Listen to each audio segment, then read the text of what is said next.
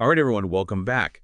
We talk a lot on this show about travel and all the amazing experiences you can have out there. Yeah, we do. But today, we're going to flip the script a little bit, do a bit of a deep dive into something you might not expect, even something a little paradoxical. Oh, this is interesting already. It is, right? Yeah. So we're going to be talking about the idea of travel burnout.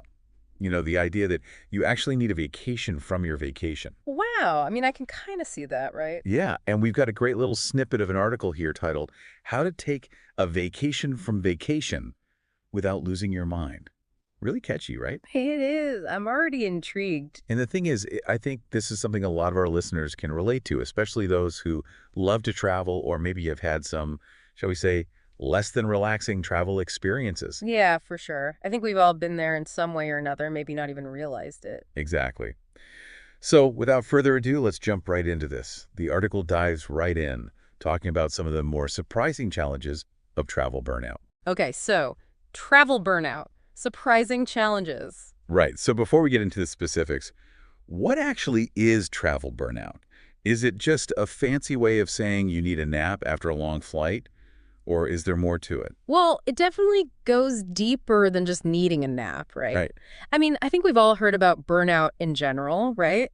Like work burnout, where you're just emotionally, physically, even mentally drained. Oh, for sure. A familiar feeling for a lot of us. Yeah. Yeah. So travel burnout is kind of in the same family, but it has a slightly different flavor. It comes with its own unique set of pressures and expectations. Interesting. So what sets it apart from other types of burnout? I'd say a big part of it is this pressure we put on ourselves to have the perfect travel experience. Oh, yeah. The perfect Instagram picture, the amazing stories to tell when you get back. Precisely. And it's not just coming from ourselves, right? Yeah. Where's it coming from? Yeah. Well, we're constantly bombarded with these curated travel images on social media. Everyone's posting these picture-perfect moments, itineraries packed with must-see destinations. And it creates this expectation that every trip should be this idyllic, relaxing, rejuvenating escape. Yeah, it sets a really high bar, doesn't it? It does. And the problem is, reality rarely lives up to those expectations. I mean, think about it. I am. P1. I mean, have you ever meticulously planned out a trip, booked every tour, every restaurant down to the minute, only to find yourself stressed out and exhausted by the end of it? Oh, totally. Sometimes overplanning can suck the joy right out of it, can't it? It really can. And then you're left feeling burnt out, almost like you need a vacation to recover from your vacation.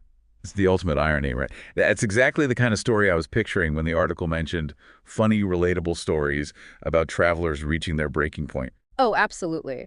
Imagine trying to recreate that perfect Instagram influencer photo at a landmark that's jam-packed with tourists.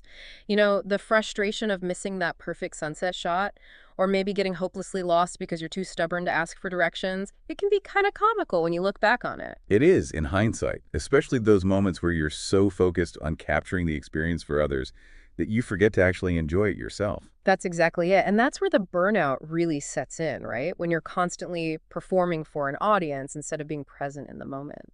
So how do we break free from this cycle of travel burnout? Does the article offer any solutions?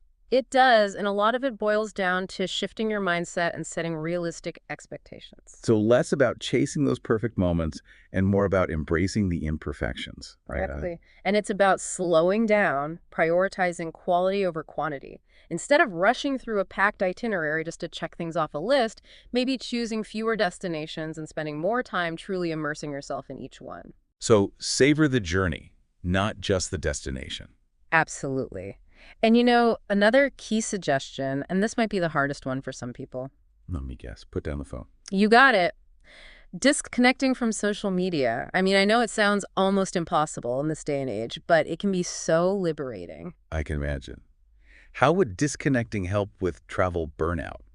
Well, when you're constantly checking your phone, comparing your experiences to what you see online, it's easy to get caught up in this feeling of inadequacy. You always feel like you're not doing enough, seeing enough, eating enough. Right? Exactly.